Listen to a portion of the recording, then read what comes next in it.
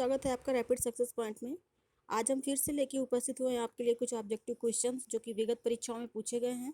जो छात्र शिक्षा शास्त्र से सहायक आचार्य यूजीसी नेट प्रवक्ता एग्जाम की तैयारी कर रहे हैं या फिर जो सीटेट या टेट की तैयारी कर रहे हैं, उन सभी छात्रों के लिए ये क्वेश्चन बहुत इंपॉर्टेंट है, क्योंकि ये विगत परीक्षाओं में यूजीसी के द्वारा और जो सहायक आचार्य परीक्षा प्रवक्ता के लिए होती है उसमें पूछे गए हैं और ये क्वेश्चन रिपीट होते रहते हैं।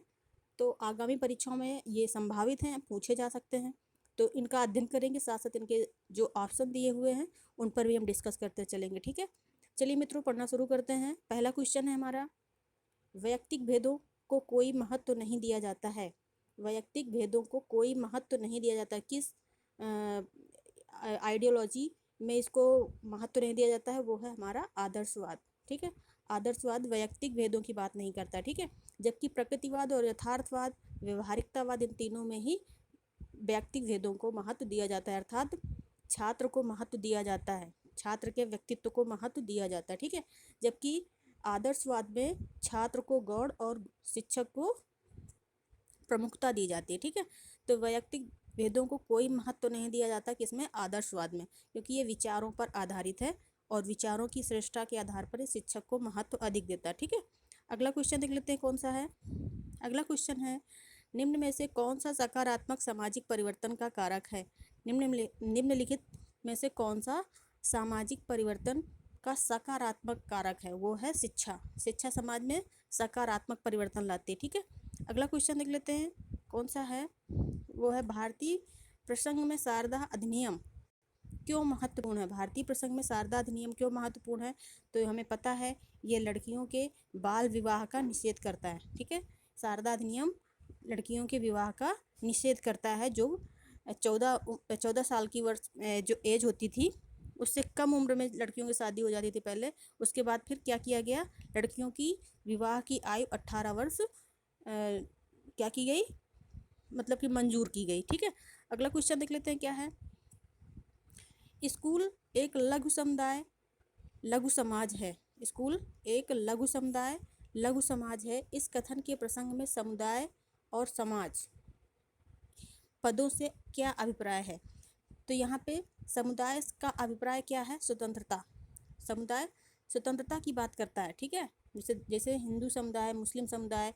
ठीक है, फिर है समाज, जबकि जो समाज है ये नियंत्रण की बात करता है। जब हम बात करेंगे समाज की तो मानव समाज, शिक्षक समाज, छात्र समाज, ऐसे अगर बात करेंगे तो ये नियंत्रण है, कंट्रोल, एक नियंत्रित समूह है। ठीक है, अगर हम कह दें मुस्लिम छात्र, हिंदू छात्र, ऐसे करके बात करें, या फिर कहते हैं मुस्लिम समुदाय, हिंदू समुदाय, सिख समुदाय, तो इसमें स्वतंत्रता की बात आ जाती है। ठीक है, अगला क्वेश्चन देख लेते हैं। तो ऑप्शन कौन सा सही हो जाएगा इसमें? इसमें ऑप्शन सही हो जाएगा हमारा पहला और चौथा। ठीक है, अगला क्वेश्चन देख लेते हैं। अगला क्वेश्चन है हमारा, भारत में स्वतंत्रता से पूर्व जाति भेदभाव का निम्नलिखित में से कौन सा मुख्य कारक था? भारत में स्वतंत्रता के पूर्व जाति भेदभाव का मुख्य कारक था पारिवारिक व्यवसाय। आपको पता होगा 4 वर्गों में 4 वर्ण व्यवस्था हमारे यहाँ थी, ब्राह्मण, क्षत्रिय, वैश्य और शूद्र। इनको सभी को व्यावसायिक पैतृक व्यवसायों के आधार पर बांटा गया था और उस वर्ण में जन्म लेने वाला छात्र या बालक वही व्यवसाय अपनाता था जो उसके पूर्वजों ने पहले से कर रखा होता था। ठीक है, तो भारत में स्वतंत्रता से पूर्व जाति भेदभाव का आधार क्या था? पारिवारिक व्यवसाय। अगला क्वेश्चन देख लेते हैं क्या है। अगला क्वेश्चन है, कई देशों में आजकल रक्षा क्षेत्र को छोड़कर शिक्षा में निवेश एकमात्र सबसे बड़ी मद है। मतलब देश आजकल रक्षा क्षेत्र में व्यय कम कर रहे हैं, शिक्षा में अधिक निवेश कर रहे हैं। इसका कारण क्या है? इसका सामाजिक औचित्य क्या है? ठीक है, तो हम देख लेते हैं, शिक्षा सामाजिक बुराइयों का के लिए रामबाण है, मतलब शिक्षा सामाजिक बुराइयों का अंत करने में सक्षम है। और अगला जो बिंदु है वो कौन सा है? शिक्षा सभी के लिए सुरक्षा, समृद्धि और सामाजिक मंगल को जुटाने में सहायता करती है। तो कौन सा ऑप्शन हमारा सही हो जाएगा? ऑप्शन बी सही हो जाएगा। ठीक है, अगला क्वेश्चन देख लेते हैं क्या है। अगला क्वेश्चन है, इकाई 1 को इकाई 2 के साथ मैच कराना है। ठीक है, तो हमने पढ़ा है बहुबुद्धि सिद्धांत, एक हमने पढ़ा है बहुकारक सिद्धांत। तो आपको कंफ्यूज होने की जरूरत नहीं है। बहुकारक सिद्धांत किसका है? थॉर्नडाइक का है। यहाँ पर क्या लिखा हुआ है? बहुबुद्धि सिद्धांत। ठीक है, तो ये किसका है? होवर्ड गार्डनर का है। ये होवर्ड गार्डनर का, जबकि यहाँ पे क्या लिखा हुआ है? गिलफोर्ड। तो ये ऑप्शन हमारा पहला ही गलत है। ठीक है, बाकी क्लासिकल अनुबंधन सिद्धांत पावलोव का है, ये बिल्कुल सही है। मनोसामाजिक सिद्धांत एरिक्सन का है, ये भी बिल्कुल सही है। अर्थपूर्ण मौखिक अधिगम ये आशुवेल का, ये भी सही है। ठीक है, तो बहुकारक सिद्धांत किसका है? थॉर्नडाइक का। जबकि जो बहुबुद्धि सिद्धांत है ये किसका है? होवर्ड गार्डनर का। और गिलफोर्ड की थ्योरी कौन सी किस नाम से जानी जाती है? SI theory. ठीक है, हायरार्किकल थ्योरी है इनकी। अगला क्वेश्चन देख लेते हैं। ब्रूनर ने संज्ञानात्मक विकास के 3 महत्वपूर्ण पड़ाव की पहचान की। निम्नलिखित में से किन पड़ावों के सही क्रम का चयन कीजिए। जो ये पड़ाव दिए हुए हैं इनमें से सही क्रम कौन सा है जो कि ब्रूनर के द्वारा बताए गए हैं? तो ब्रूनर ने 3 पड़ाव बताए थे, इनएक्टिव, आइकोनिक और सिंबॉलिक। ठीक, इनएक्टिव, आइकोनिक और सिंबॉलिक, ये 3 बताए थे इन्होंने। ठीक है, तो देख लीजिए कौन सा सही है हमारा। सी ऑप्शन सही हो जाता है। इनएक्टिव अनुप्रतीकात्मक को आइकोनिक कहते हैं, प्रतीकात्मक को सिंबॉलिक कहते हैं। ठीक है, तो हमारा ऑप्शन सी सही हो जाएगा। ठीक है, अगला क्वेश्चन देख लेते हैं। आर्मी बीटा परीक्षण किसका उदाहरण है? तो ये समूह गैर मौखिक परीक्षण का उदाहरण है। ठीक है, बुद्धि परीक्षण में आपने पढ़ा होगा सामूहिक परीक्षण, वैयक्तिक परीक्षण, मौखिक परीक्षण, गैर मौखिक परीक्षण। ठीक है, तो जो आर्मी बीटा परीक्षण है किसका उदाहरण है? समूह गैर मौखिक बुद्धि परीक्षण का उदाहरण है। ठीक है, अगला क्वेश्चन देख लेते हैं। किशोरावस्था, इसमें कथन और तर्क दिया हुआ। ठीक है, किशोरावस्था तनाव तूफान की अवस्था है। किशोरावस्था कैसी अवस्था है? तनाव और तूफान की अवस्था है। तो तर्क दिया गया है इसमें, ज्ञानार्जित करने और उसका उपयोग करने का सामर्थ्य शिखर पर होता है। ठीक है, ये भी बिल्कुल सही है। लेकिन ये जो पहला कथन है इसकी ये व्याख्या नहीं कर पा रहा है, इसको स्पष्ट नहीं कर रहा है। ठीक है, क्योंकि तनाव और तूफान की अवस्था है अर्थात छात्रों में अपने आप को समाज में स्थापित करने के लिए संघर्ष होता है, अपने अंतर मन में संघर्ष चलता रहता है सदैव। ठीक है, तो वो सदैव तूफान और तनाव की स्थिति में रहता है। ठीक है, तो ऑप्शन तो सही है लेकिन ये स्पष्टीकरण नहीं कर रहा है, इसलिए बी ऑप्शन हमारा सही हो जाएगा। ठीक है, अगला क्वेश्चन देख लेते हैं। अगला क्वेश्चन हमारा, जिन प्रतिक्रियाओं को सीखने के उपरांत संतुष्टि प्राप्त होती है उन्हें सीख लिया जाता है। यह कथन किसका है? ये थॉर्नडाइक का है। जिन प्रतिक्रियाओं को सीखने के उपरांत संतुष्टि प्राप्त होती है उन्हें सीख लिया जाता है, यह कथन है थॉर्नडाइक का। थॉर्नडाइक ने 3 प्रमुख और 5 गौड़ सिद्धांत दिए थे सीखने के। अधिगम के 3 प्रमुख सिद्धांत दिए थे और 5 गौड़ सिद्धांत दिए थे। तो 3 प्रमुख सिद्धांत कौन से थे? अभ्यास का नियम, प्रभाव का नियम और तत्परता का नियम। लेकिन ये जो यहाँ पे कथन दिया गया है इसमें पूछा गया है जिन प्रतिक्रियाओं को सीखने के उपरांत संतुष्टि प्राप्त होती है उनको सीख लिया जाता है। तो इसमें से कौन सा ऑप्शन सही हो जाएगा? बी ऑप्शन सही हो जाएगा, क्योंकि सीखे गए कार्य का जो प्रभाव है वो हमें सीखने के लिए प्रेरित करता है। ठीक है, अगला क्वेश्चन देख लेते हैं।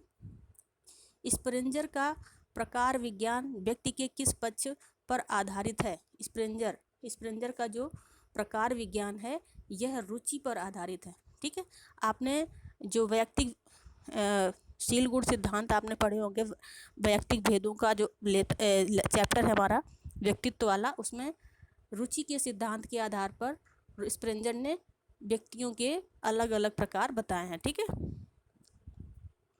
अगला क्वेश्चन देख लेते हैं। पियाजे के अनुसार मनुष्यों में संज्ञानात्मक विकास 4 महत्वपूर्ण पड़ावों में होता है। इन पड़ावों के सही क्रम कौन से हैं?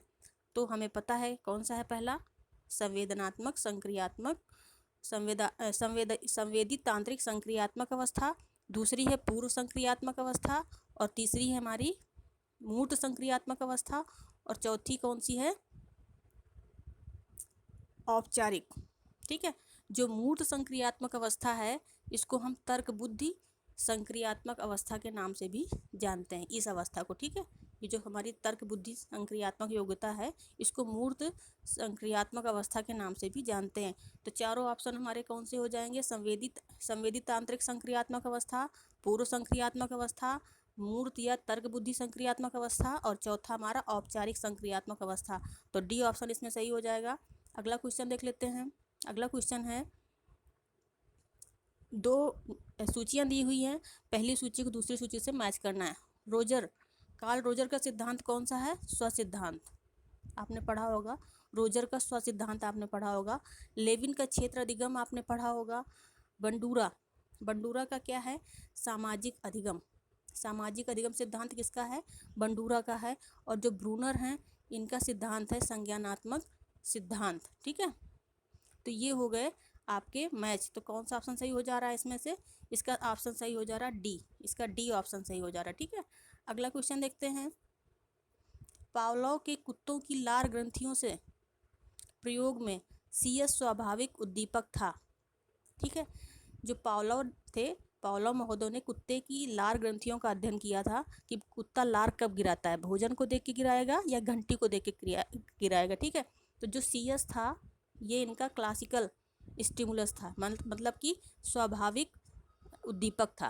और जो यूएस था, यूएस, ये इनका अनकंडीशनल स्टिमुलस यानी कि घंटी की आवाज़। ठीक है, घंटी की आवाज़ को इन्होंने यूएस से डिनोट किया था, और सीएस को भोजन यहाँ पे सीएस है। ठीक है, तो जब कुत्ते के सामने भोजन आता था तो कुत्ते से के लार ग्रंथियों से लार बहना प्रारंभ हो जाता था। ठीक है, उसके बाद उन्होंने जब भी भोजन देना शुरू किया तो साथ में घंटी को भी बजाया।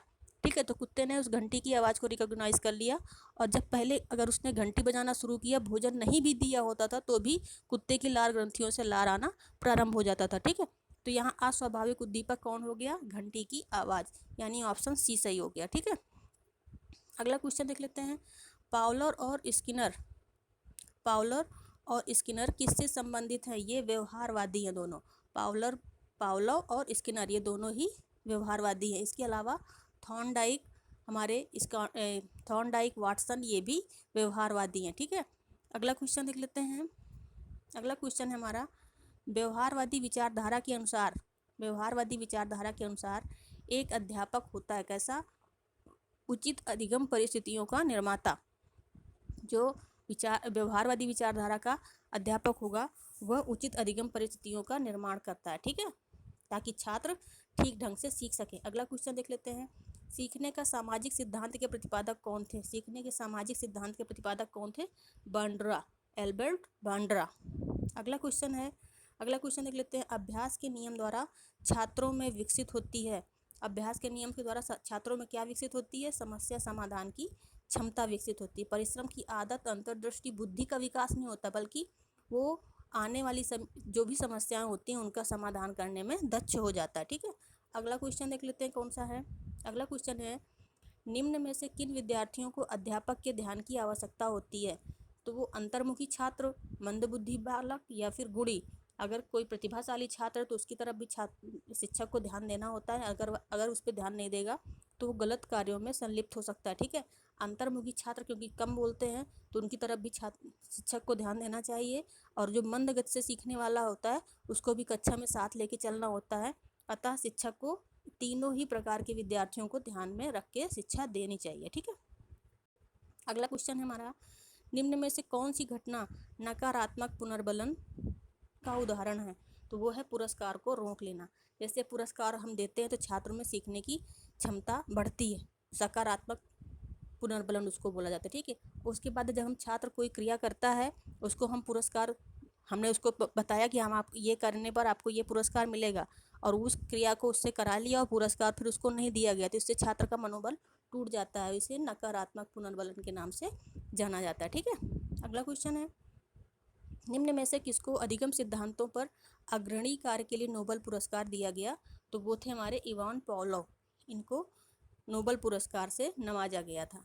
अगला क्वेश्चन है, व्यवहारवाद पर अधिगम सिद्धांतवादी इस विश्वास को मानते हैं कि सभी प्रकार का व्यवहार सीखा जा सकता है, तो ऑप्शन सी सही हो जाएगा। ठीक है, व्यवहारवाद पर आधारित जो अधिगम सिद्धांतवादी हैं उनका मानना है कि सभी प्रकार के व्यवहार को हम सीख सकते हैं, कैसे, क्रिया के माध्यम से। ठीक है, अगला क्वेश्चन देख लेते हैं क्या है। अगला क्वेश्चन है, अंतर आलोचन किस अनुसंधान का अपेक्षित सोपान है, अंतर आलोचन, तो ये ऐतिहासिक अनुसंधान का जो इसमें दो प्रकार की आलोचनाएं होती हैं, जो हमारे जो तथ्य हम लोग इकट्ठे करते हैं प्रयोग करते समय, तो एक आंतरिक होता है, आंतरिक आलोचना, और एक होती है हमारी बाह्य आलोचना।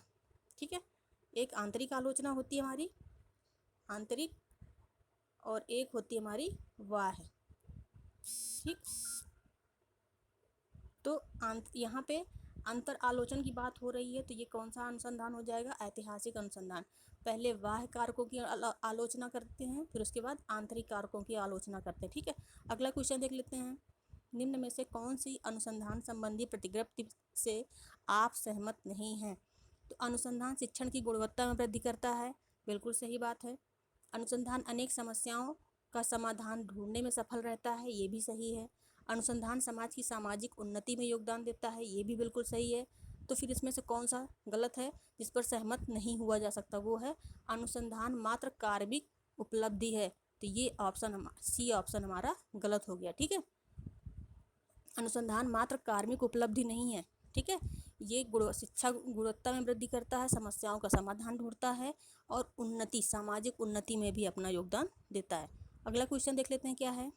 अगला क्वेश्चन है, निगमनात्मक तर्कणा सहायक होती है, किसमें सहायक होती है? परिकल्पना के निर्माण में सहायक होती है निगमनात्मक तर्कणा। ठीक है, अगला क्वेश्चन है, अगला क्वेश्चन देख लेते हैं क्या है। कौन सा नमूना चयन तकनीक विषम जाति जनसंख्या का प्रतिनिधित्व करने वाला नमूना प्राप्त करने के लिए सर्वाधिक उपयुक्त है? जब जनसंख्या कई वर्गों में विभाजित होती है, तो सबसे अच्छी जो टेक्निक्स है जनसंख्या का चयन करने के लिए, नमूना के चयन करने के लिए, तो वो है हमारा स्तरीकृत यादृच्छिक नमूना चयन विधि। ठीक है, हम जनसंख्या को कई भागों में, उप विभागों में बांट लेते हैं और फिर उसके आधार पर हम यादृच्छिकीकरण करके जनसंख्या से अपने मतलब कि सैम्पलिंग कलेक्ट कर लेते हैं। ठीक है, अगला क्वेश्चन देख लेते हैं क्या है। अगला क्वेश्चन है, काई स्क्वायर टेस्ट उदाहरण है, किसका उदाहरण है? गैर प्राचल परीक्षण का। ठीक है, दो प्रकार के परीक्षण, जैसे प्राचल और गैर प्राचल, एक होता है प्राचल और एक होता है गैर प्राचल। ठीक, गैर प्राचल।